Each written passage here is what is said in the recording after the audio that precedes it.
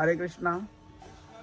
दामोदर मास, जिसे हम लोग कार्तिक नियम सेवा ऊर्जा व्रत के रूप में भी जानते हैं, तो इसे कैसे बना सकते हैं? इसके सबसे पहले हम लोगों ने ये ध्यान देना है कि हमें प्रत्येक दिन ब्रह्म मुहूर्त में उठना है और ब्रह्म मुहूर्त में उठ के स्नान तिलक आदि करके भगवान दामोदर जी के निमित्त तिल के दीपक को जलाना है।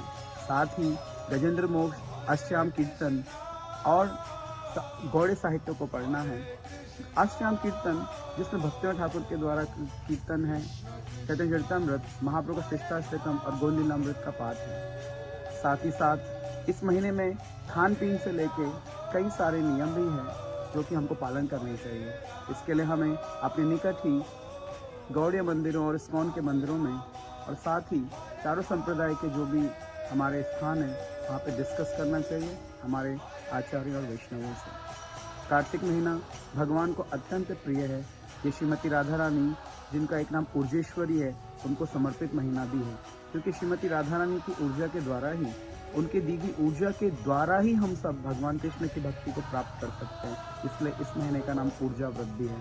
चातुर्मास करने वाले भक्तों का ये अंतिम महीना है, जिसमें वो लगन के साथ अपने पूरे 4 महीने का जो अंतिम ये महीना है, इसमें अपनी पूरी शक्ति यत्न लगाते हैं।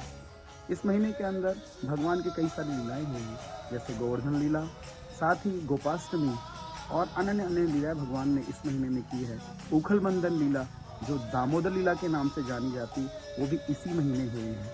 तो हम सब इस कार्तिक महीने को, इस कार्तिक मास को, जो कि उत्सव है, भगवान का अत्यंत प्रिय महीना, इसको बहुत ही धूमधाम से मनाएं।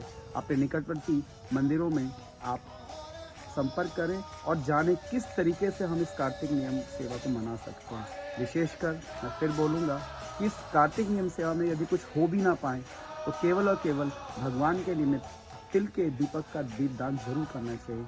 इस कार्तिक के महीने में ये तक बताया गया है कि किस प्रकार से हम लोग किसी के द्वारा जलाए गए दीपक को भी बुझने से बचा सकते हैं या उसकी रक्षा कर सकते हैं। ऐसा करने से भी बहुत बड़ा पुण्य हमको मिलता है। तो आशा करते हैं कि आप लोग इस दिव्य उत्सव को बड़े धूमधाम से मनाएंगे। हरे कृष्ण।